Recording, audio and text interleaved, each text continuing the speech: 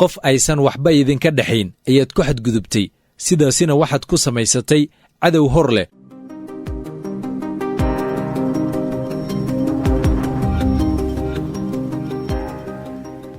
kulan wacan, ku soo dhowaada mar kale kulan kaloo xiise leh.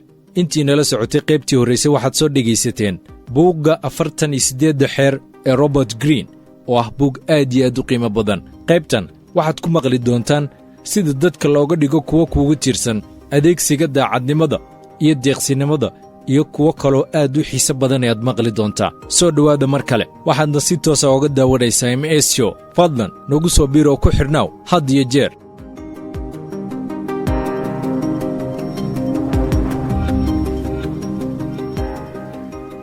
xeerka 11 baro sida dadka looga dhigo kuwo kuugu tiirsan.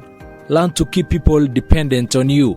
xeerkan waa mid burburiya tartanka intuusan noqon mid halisa. haddii aad ogolaato inay dadka kaa madax bannaanaadaan, aakhirkii waa kuwa kaa kaftooma. haddii aad doonayso awood dhammaystiran, waa qasab inay dadka adiga kugu tiirsanaadaan. xorriyaddooda iyo awooddoodu waxay ku xidhnaan doontaa cadadka dadka adiga kugu xidhan. xeerka 12 adeegso daacadnimo iyo deeqsinimo xadidan si aad hubka uga dhigto dhibnahaaga. Use selective honesty and generosity to disarm your victim.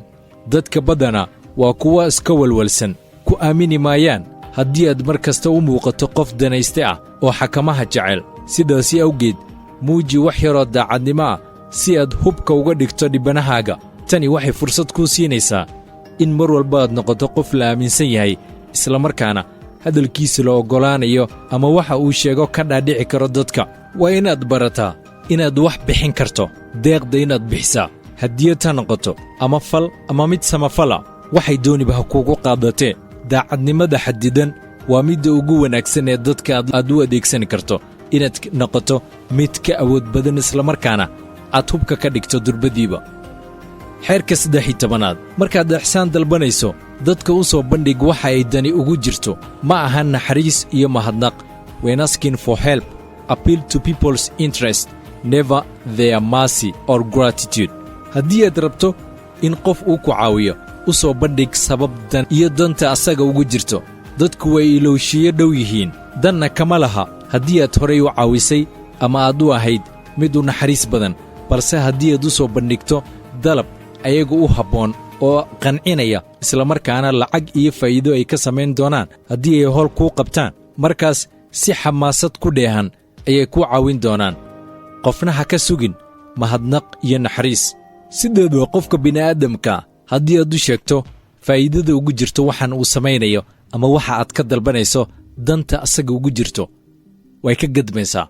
qof walba waxa uu raadinayaa waxa asaga danta ugu jirto in uu gacanta ku dhigo. marka waa mar walba inaad fiirisaa markaad caawinaad dalbanayso qofkan inaad u soo bandhigta waxa asaga uu wax ka faa'iidayo ama dani ay ugu jirto, oo dhankaasi ay noqonayso waddada aad qaadayso, taasina ay kuu sahlayso ama ay kuu fududaynayso inaad hesho dalabkaaga ama codsigaaga. xeerka 14 u muuqo sidii saaxiib balse u dhaqan sida jaajuus. pose as a friend, work as a spy.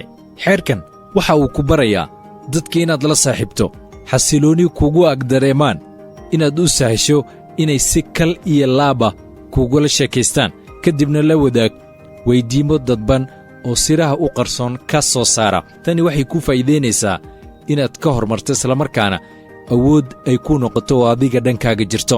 qofkii saaxiib ahaan ayaad ula dhaqmaysaa, balse haddana xogaha kala duwan waad ka dhuuxaysaa. sidaasiina ku ogow meelaha ay ka nugul yihiin iyo cabsiyaha ay ku nool yihiin, waxyaabaha ay ku liitaan, waxyaabaha ay danaynayaan iyo waxyaabaha la midka ah. taasi waxay kuu sahlaysaa inaad dadka awood ku maquuniso. waxaadna u baahnaan doontaa inaad faro ka hayso.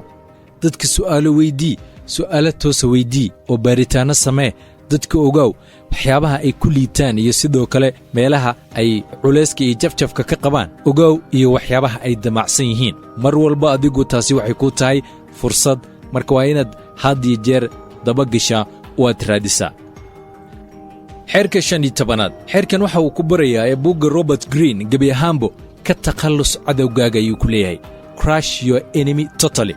haddii aad cadowgaaga dhaawac tiri weydo wuu kuugu soo kabsan doonaa maxaad samaynaysaa wuuna ka aarsan doonaa ogsoonow mar walba cadow ayaad yeelanaysaa oo dhinacaaga doonayo ama hami kaga jira inay gebi ahaanba ku burburiyaan haddii aad fahansaneen arrintaasi waxay limacino tahay in ayaguna ay si buuxdo kaaga faa'iidaysanayaan marka waxaa la doonayaa in gebi ahaanba si buuxda aad u burburiso cadowgaaga wuu soo kabsan karaa cadowga oo wuu kaa aarsan doonaa ku cadaadi isaga ma aha oo keliya jidhka balse dhinac walba inaad ku cadaadiso dabcan gebi ahaanba ka takhlusto xeerka 16aad xeerkan waxa uu ka hadlayaa maqnaashahaaga u adeegso si aad u hesho xishmad iyo sharaf use absence to increase respect and honor qiimo isugu yeel maqnaantaada haddii aad noqoto qof mar kasta la heli karo markaas dadka damaanadda ayaad u siisay inaan lagu tabin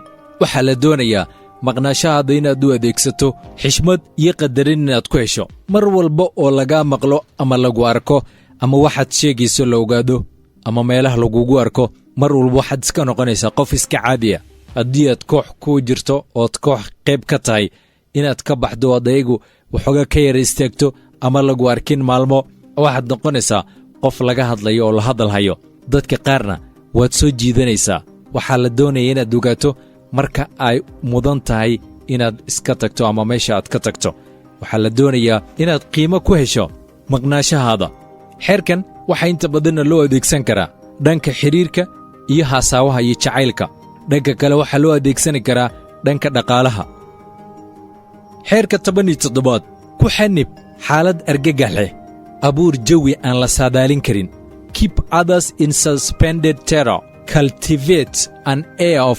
unpredictability bini'aadamku waa makhluuq jecel caadada iyo dhaqanka joogtada iyo in ficillada qofku noqdaan kuwa la aqoonsan karo haddii aad tahay mid la saadaalin karo mar kasta waxaad bixisay fursad xasilooni iyo degganaansho ah miiska dabageddi si ulakaca u noqo mid aan la saadaalin karin dhaqannadaada aan joogtada ahayn waxay kaa dhigi doontaa kuwa lumiya dheeliga wakhti ayay gelin doonaan si ay u fahmaan tallaabada xigta ee aad qaadayso xeeladdan haddii aad ku fuliso waxay kaa dhigi doontaa kuwa cabsi iyo argagax laga daristo xeeladdan haddii aad ku fuliso waxay ka dhigi doontaa kuwa cabsi iyo argagax la soo daristo xeerka 18aad ha dhisin galcado si aad isku difaacdo isgo'doomintu waa khatar do not build fortresses to protect yourself isolation is dangerous dunidu waa mid khataro badan qof kasta khataro u gaara ayuu la tacaalayaa in kastoo in dhufays la galo ay u muuqato badbaado haddana wax ka halis badan ma jirto inaad isgo'doomiso waxaad noqotaa mid waaya xogo muhiima mid si sahlan loo bartilmaamaydsan karo dadkaaga ku dhex jir mar kastoo aad ugu sii dhex milanto dadka waxay ka dhigan tahay inay sii yaraanayso fursadda lagaaga guulaysan karo xeerka 19aad ogow qofka aad la tacaalayso ha ku xadgudbin qof kale know who you are dealing with do not offend the wrong person bini'aadamku waa kala abuuris macquulna ma aha in dadka xeeladahaaga isku si uga falceliyaan qof aysan waxba idinka dhexayn ayaad ku xadgudubtay sidaasina waxaad ku samaysatay cadow hor leh oo inta noloshiisa ka dhiman wakhtigiisa gelinaya siduu kaaga aarsan lahaa sidoo kale ha ku qaldamin qof kaa awood badan waad inaad taxadarkaada lahaataa xeerka 20aad qofna ha iswada siin do not commit to anyone qofka nacaska ayaa ku degdegay inuu dhan la safto ama cid gaara isku dhiibo marna ha iswada siin qadiyad gooniya ama qof gaara oo aan ka ahayn naftaada u muuqo midaan dhan u xaglin oo dhexdhexaada markaas waxaad noqon doontaa mid awood badan waad ku mahadsan tahay daawashadaada ha moogaan qaybaha kale xiga oo aad u xiiso badan